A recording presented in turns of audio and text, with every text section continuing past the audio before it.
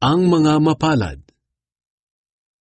Nang makita ni Jesus ang napakaraming tao, umakyat siya sa bundok at naupo roon. Lumapit sa kanya ang mga tagasunod niya at nagsimula siyang mangaral. Sinabi niya, "Mapalad ang mga taong inaaming nagkulang sila sa Diyos, dahil makakasama sila sa kaharian ng Diyos. Mapalad ang mga naghihinagpis, dahil aaliwin sila ng Diyos. Mapalad ang mga mapagpakumbaba, dahil mamanahin nila ang mundo.